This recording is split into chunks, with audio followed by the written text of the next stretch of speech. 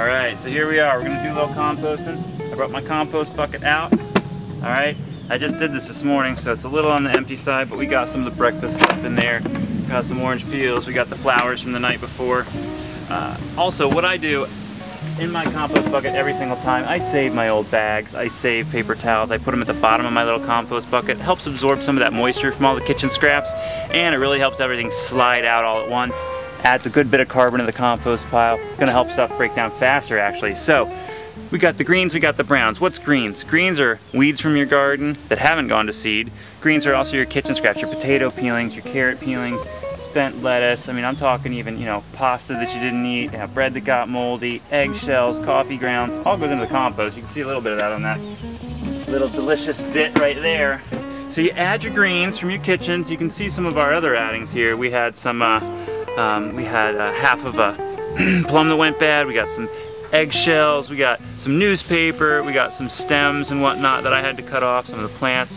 We got all kinds of stuff in there. I'm gonna grab a little bit of straw. I love using straw for my compost pile.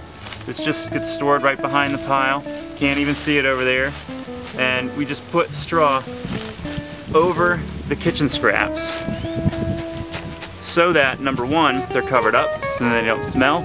Number two, helps everything break down, okay? You got your greens and you got your browns when it comes to composting. The greens are the leafy stuff, the obvious greens, and this is the kitchen scraps. All kitchen scraps count as green, okay?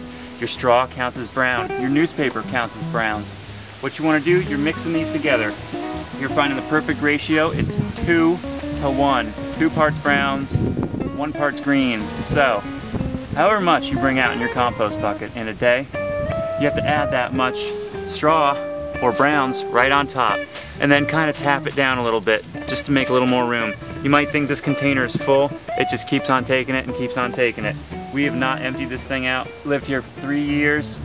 I'm very much no-turn composter. I fluff it every now and then, but I got worms in here, composting worms, doing the work for me. This thing never smells. It looks great because I'm always adding lots and lots of browns. That's the key. You gotta add 2 times the browns to 1 volume of the greens. If you do that and add lots of browns, you're gonna have a healthy compost pile. The one other thing you can do to make this go faster and really cook in the summertime, right nearby, grab a little handful of the garden soil. All this is alive with beneficial biology. It's gonna really help the compost break down quickly. Just get a little bit of that soil in there. It really helps break stuff down. Also, you know, we had some pasta last night. It is summer. Puttanesca abounds in the garden, so we got this leftover pasta water. I'm gonna pour this on the compost to keep it kicking. In the middle of summer, compost piles tend to dry out a little bit, and that'll slow them down. But if you keep adding water in the summertime, you know, leave it open when it rains, add your pasta water, whatever, it's a little more sustainable. That way you're not pulling out the well, and it'll make your compost cook that much faster. So that's quick and down and dirty composting in less than 5 minutes. So get to it, people. It's easy. If I can do it, you can do it. Get out there, do some work, organic mechanic style.